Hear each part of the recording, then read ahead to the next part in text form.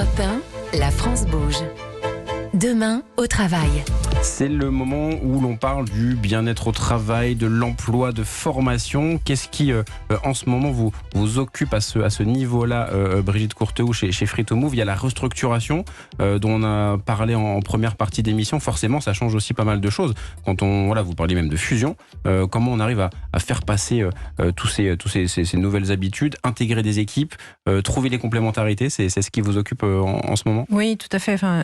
Effectivement, on a ce travail de... Nos deux grosses équipes sont allemandes et françaises.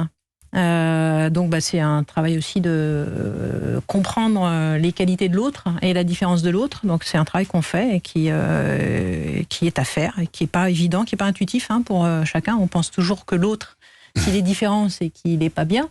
Et en fait, non, il faut comprendre que s'il est différent, il va vraiment me compléter et ça peut être extrêmement fort et c'est ce qu'on est en train de faire. Donc c'est cette première étape.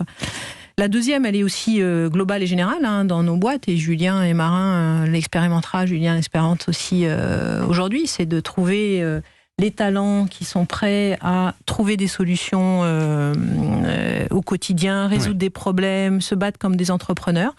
Donc ça, c'est un énorme challenge. Le côté positif, c'est qu'on voit beaucoup de jeunes comme Marin et Julien, qui sont prêts à s'enrôler dans des aventures entrepreneuriales et de les faire grandir au quotidien. Et puis, à certains moments, ce sujet de fusion, il y a des fois, il faut réduire, on va dire, les effectifs pour être plus efficace, plus efficient et pouvoir réussir la transformation complète. Donc, on est là-dedans. Effectivement. Et sur cet aspect de bien-être au travail, Julien Honard, sur le covoiturage pour Klaxit, on l'a évoqué un peu sur l'aspect je suis passager, je suis un petit peu plus tranquille, je me fais amener au travail par quelqu'un d'autre. Ça fait partie aussi un peu de cette logique du message que vous pouvez faire passer. Ça peut améliorer le trajet qui peut être parfois un peu compliqué pour se rendre au travail.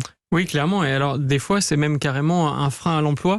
Il y a un quart des Français qui a déjà refusé une offre d'emploi parce qu'ils ne pouvaient pas s'y rendre et carrément un jeune sur deux. Donc, en fait, la mobilité est un des premiers freins à l'emploi. On pense souvent à la formation, mais la mobilité est un autre frein. Et avec la hausse des prix des carburants, c'est encore pire parce qu'en fait, vous réduisez la distance que vous pouvez faire pour qu'un emploi soit rentable en réalité.